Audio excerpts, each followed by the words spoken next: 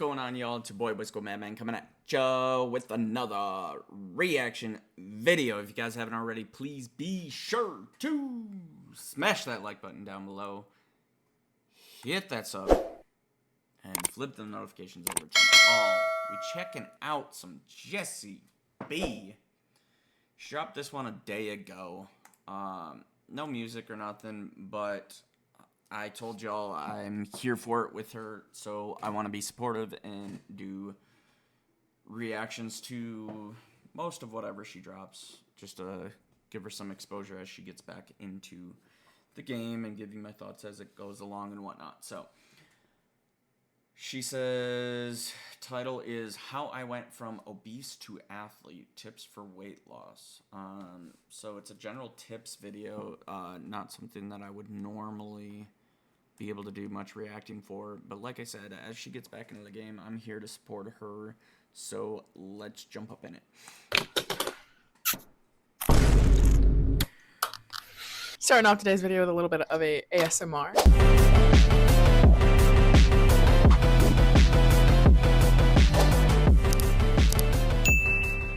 So why should you bother listening to me? There's 50 billion other videos out there on how to lose weight. Why should mine matter? Yep.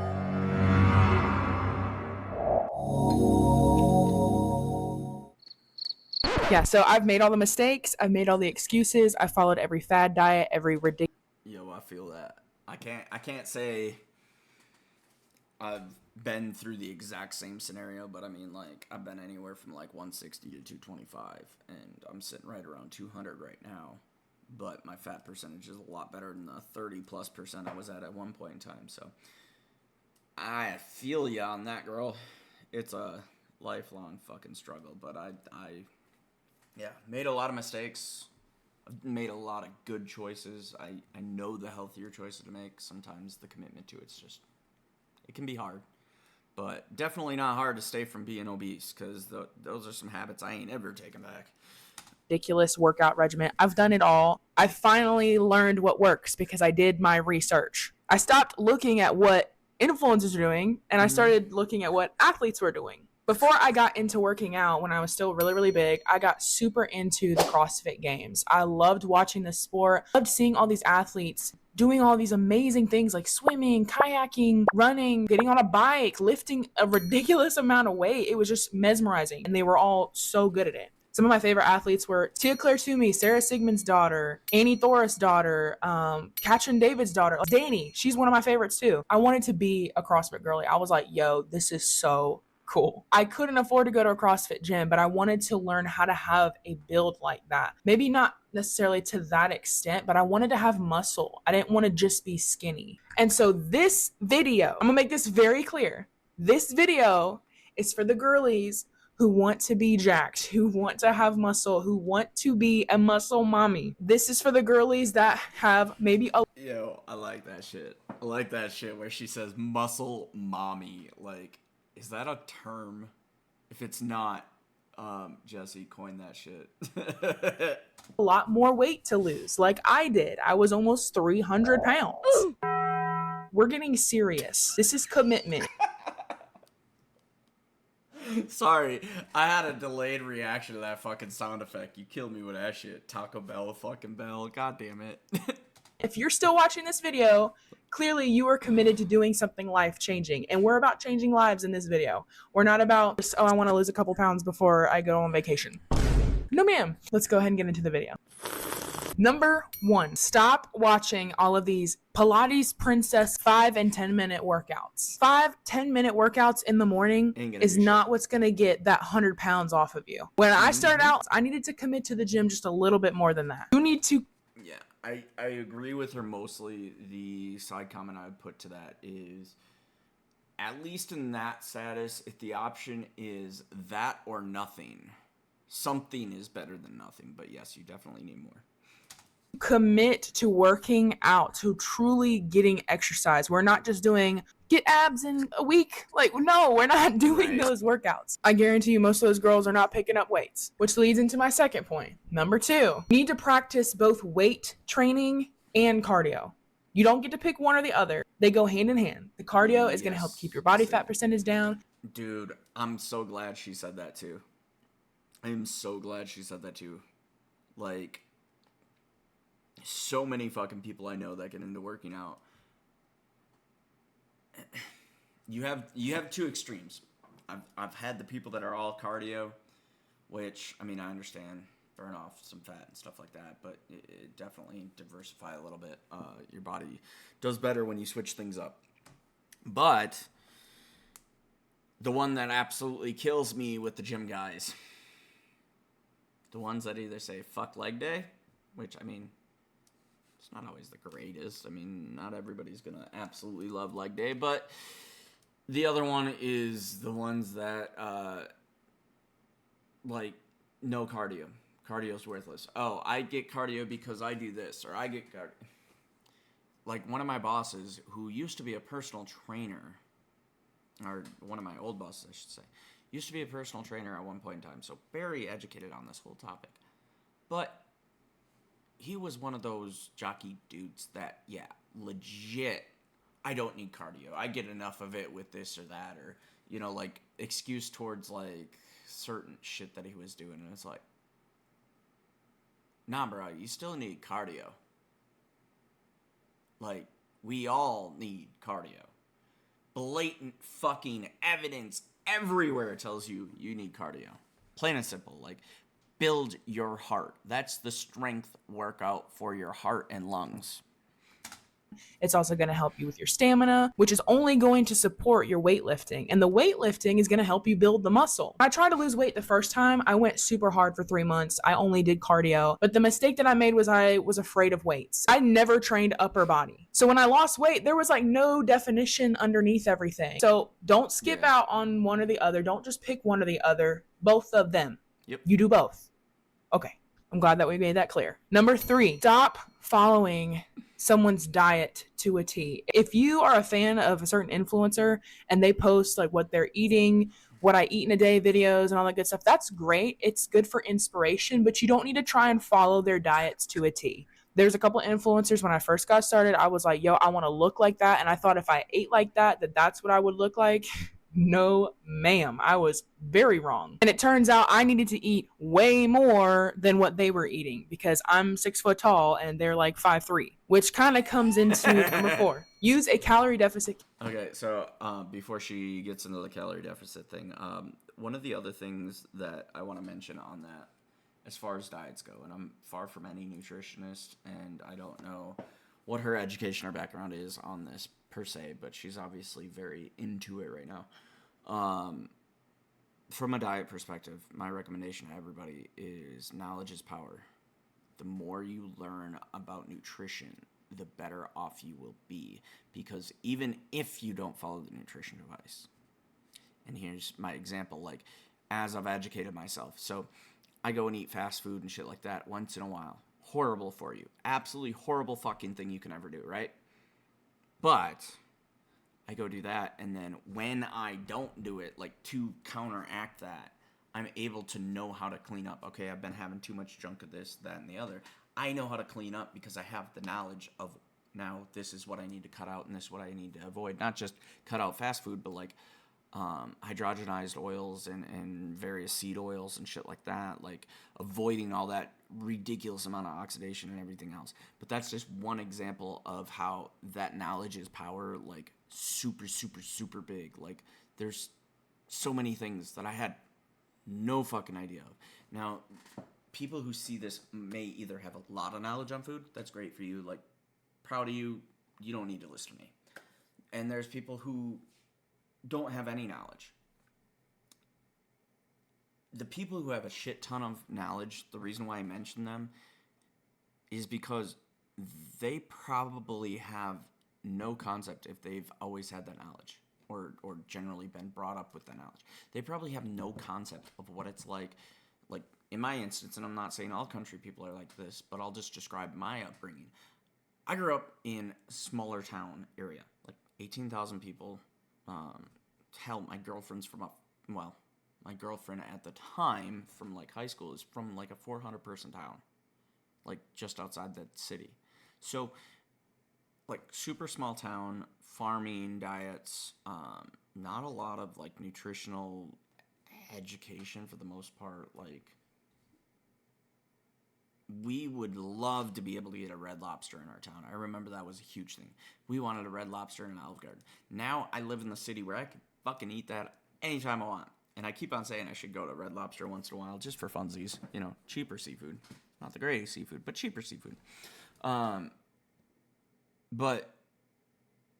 that shit's horrible for you, bro. And that's all knowledge that we didn't have, man. So that's why I say, coming from where I came from, I really stress to people the nutritional knowledge if you don't have it already. And if you're out of shape, there's a good chance your nutritional knowledge probably isn't there. Speaking as somebody who didn't have any, so. Than what they were eating, because I'm 6 foot tall and they're like 5'3", which kind of comes into number 4. Use a calorie deficit calculator. If your goal is to lose weight, the most basic thing that you need to understand is a calorie deficit. It means that you are burning more calories than you are consuming. I'll give you my metrics, for example. So in order to maintain my current weight, I can eat 3,000 calories a day. That means I'm not going to gain weight and I'm not going to lose weight. 3,000 calories is going to keep me at the exact body weight that I am right now. If I want to lose weight, I need to eat below 3,000 calories. So a calorie deficit for me can be anywhere from 2,300 calories to 2,000 calories if I want to lose a good amount of weight. If I want to put on weight, if I want to be heavier, I've got to eat more than 3,000 calories. I will leave a calorie calculator in the description below. Check it out, type in all of your information, and it will give you a good understanding of where to start as far as how many calories you should be eating a day. Okay, so before she gets into number 5, I'll try to keep this one short because I don't want to add a shit ton of information this whole time. I kind of want to let her words speak for themselves. But calorie deficit, 100%. Back it, agree. That is the number one basic of nutritional science. Calorie deficits are how we lose weight. Calorie surplus is obviously how we would gain weight. That's extremely overly simplified, and I'll explain why. Not saying don't follow that advice. She's 100% right. What I am saying is the other thing, and this then goes back to the personal trainer boss that I used to have, that he would swear up and down, calorie deficit's all that matters. And we would argue, I mean, like, egos get involved hardcore on this because I was, like, learning a lot about nutrition and stuff, right? Calorie deficits, 100% will cause you to lose weight. Agreed. But if you want to build muscle, if you want to have better body form and you want your body to feel better overall, macros fucking matter. And if you don't know what a macro is, just look up food macros. They'll explain the food groups and all that shit for you. But basically, like, proteins and fats, like, protein, I never really had an issue with, like, being told that was necessarily bad for you growing up. But fats, this is a super huge common misconception that I was taught, like, your fats are so bad for you, like, blah, blah, blah. It's all, like, big sugar misinformation. Like, you want to know what's fucking bad for you? Shit tons of carbs like we have in the United States. And shit ton of processed carbs. Like, oh my good God. So, when I say I was mistaken about fats, I don't want you to take that as any fats are good. Like, there's, obviously, you have to learn. I'm not going to try to be a nutritional scientist here. But what I will explain is just certain types of fats are good. Way better for you than the mainstream knowledge of it, even though we constantly blame saturated fats for shit. People probably don't even understand the chemistry behind that. But, yeah, I've been amazed so much by the amount that I learned. So like I said, we're going to let Jessie continue to talk here, but definitely concern yourself with macros. 5, commit to yourself and don't commit to a time frame. I am about 8 months into this big weight loss journey, and I've put on some really, really good muscle.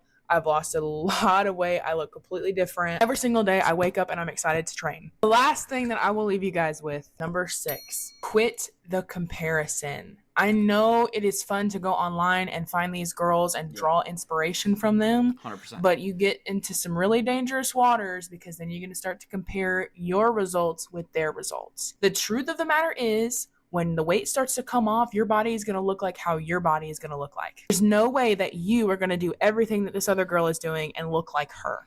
You may have hip dips. You may have extra skin. You may have really big shoulders that you didn't realize you had before and you just thought your arms were fat.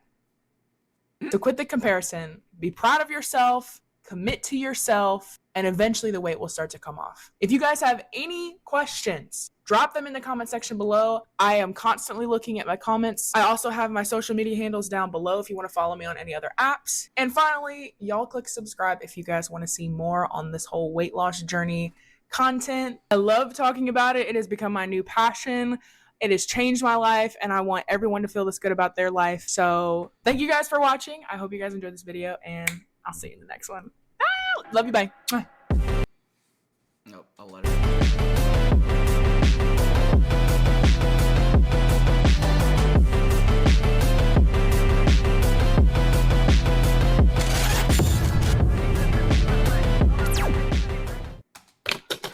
Yo, all the fucking video shit that I noticed there too, like that seems to be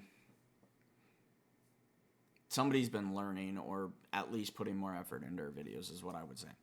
Like, don't get me wrong, like something different was badass, but like the intro outro shit and stuff like that, like that just I like it. Let's just leave it at that. I fucking like it. Jessie, you know I've played with your emblem a little bit. I did that I forgot what the fuck I used it for. I think I did a overlay in one of the reaction videos, like something different or something like that. I did like I dropped your JB in the corner or something like that and actually flipped the colors and did a slight highlight to it and shit like that. But anyway, no, like super happy for you, Jessie. But before I go kind of on that note, I just want to give concluding thoughts on some of the health stuff. The other thing, let's see if I can be concise and wrap up decent here. So, genetics is something. Like she mentioned, like I have really big shoulders. So, what I wanted to say on that note is fitness looks different for everyone. And that's not giving people the out of, oh, I'm bigger in general. Like, oh, I'm big, but no, fuck that shit. No. I have a coworker that, I'm really in shape. I can do this or I can do that. And it's like, okay, what's your body fat percentage though? Let's not even address weight because I weigh 200 pounds right now, which is a number I don't like. But my body fat percentage is in a closer range that's okay at least. I'm not horrified by it. I'm not over 20% shit. I think I'm like 18-ish. But either way, my goal, on the other hand, is well below 10, which some would say is unhealthy. But anyway, I've been to 11 before, but I digress. And 11, I still wasn't happy, but that's my own problem. Genetics is different. So some people are going to gain weight in certain areas faster. Like I think personally for me, I tend to have the higher fat content in the upper chest area. I have belly fat that straps on like horribly. Maybe my thighs and stuff get thicker, but like overall you notice it in those two areas primarily. As far as the glute muscles and shit like that, like the fat content in those areas stays more formed. Reason why I'm saying that isn't to like gross you guys out, it's to talk the science behind it. Like in Jessie's case, just one of the genetic features she happens to have is her shoulder mass builds easier or is bigger in general.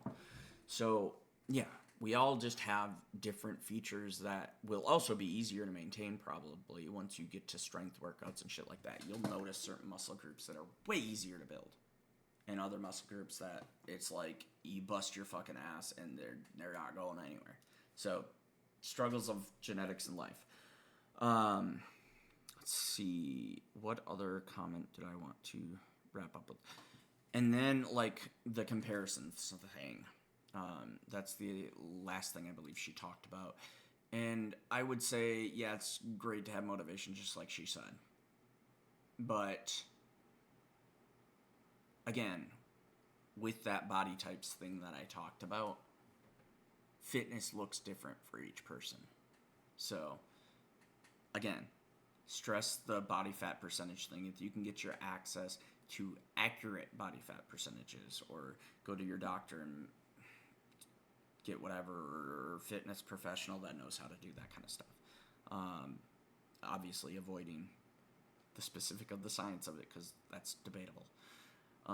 Just go to a professional. That's what I'll leave that at. But yeah, Jessie, I'm super glad to see where you're at with this. I really am. And I'm sure you're fine with my commentary on this to people who are more interested in her. I wasn't really trying to talk over her, but I wanted to have my own input, as she knows, to make this video have some sort of value. You know, yes, I'm mainly doing this video to share her content to people and help boost her as she gets back into it. But I also feel that as part of the rule of being a reactor, I need to be able to have enough input to actually make the material mine to an extent. Even though I still give her the respect of her original content, I feel the need to, you know, have more commentary. And fitness is actually something I'm super interested in too. I might not be nearly as committed as she is. And that actually kind of goes to one other tip that I have for people. Like, be careful how hard you go. You have to know yourself very well. And why I say that is not to say go light as shit and not be hard on yourself. You need to know how hard you need to push yourself. You should still challenge yourself. But some people go so damn hard, and like, I'll reference my dad on this. I've seen him go super hard, and then he's sore. Oh, I won't work out for the next 4 days. Or, I don't feel like it. And then pretty soon it's a week or two later, and it's like, yeah, so going hard as fuck and then not working out for 2 weeks is not going to help you. So, got to gauge that. But yeah, super proud of you, Jessie. Super happy for you. And I look forward to seeing more of your videos, and I look forward to following you more on this fitness journey of yours. So, y'all like this reaction video, go ahead and smash that like button down below. Thank you guys for commenting, sharing, and subscribing. As always, I really do appreciate y'all being here. Check out Jessie's page, and we'll catch y'all on the next one. Peace.